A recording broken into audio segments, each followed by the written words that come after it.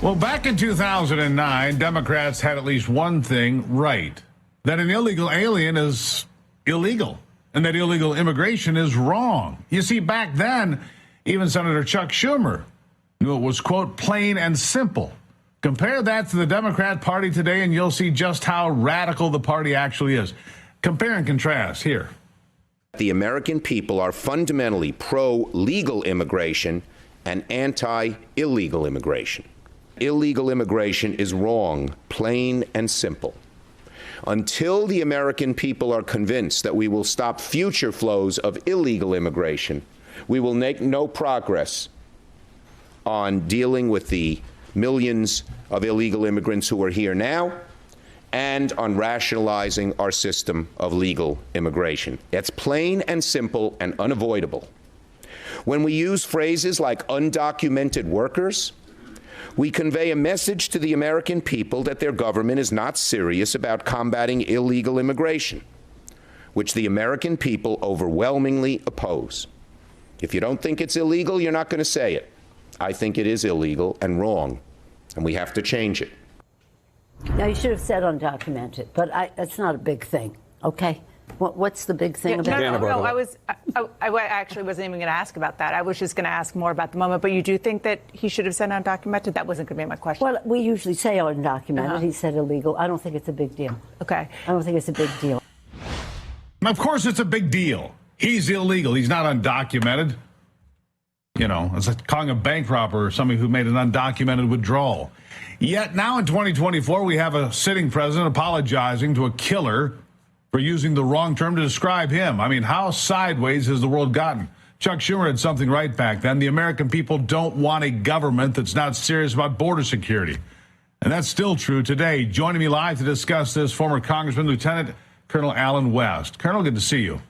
It's always a pleasure to be with you. Thank you, Steve. I mean, America, this is the number one issue. The Democrats are going to try to make the election about abortion. They'll get some traction there. I'll give them that. But the real issue facing Americans today are two things: the border and Bidenomics. Bidenomics absent from any comment during the State of the Union, as you know why. But the wide open border is everybody's concern. My question to you is, can we do anything about it? I mean, nothing's being done.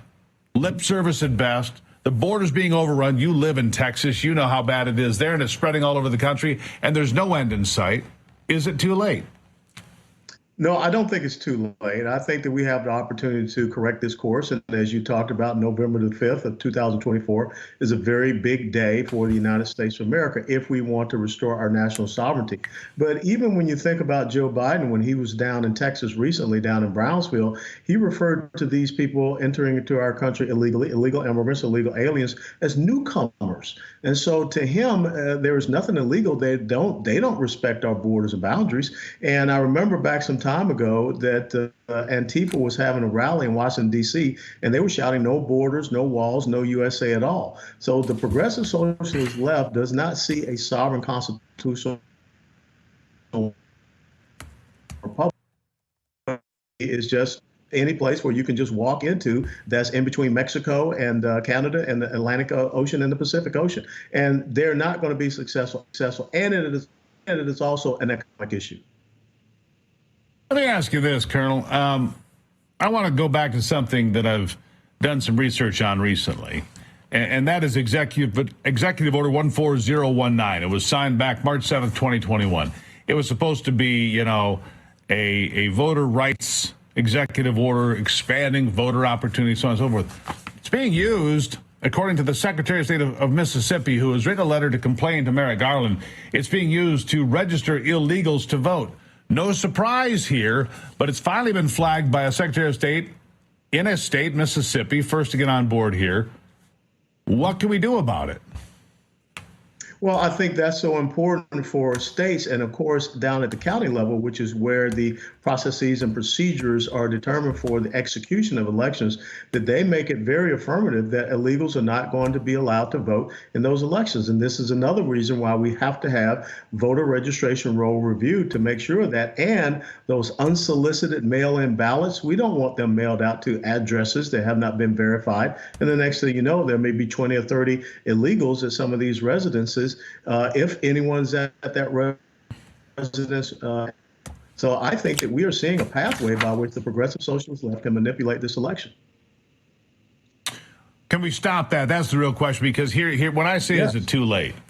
If we can't win on the 5th of November, no matter what's thrown at us, and look, in the state of Michigan, I just saw this today, 300,000 more people on the voter rolls than actually exist as far as eligible adults.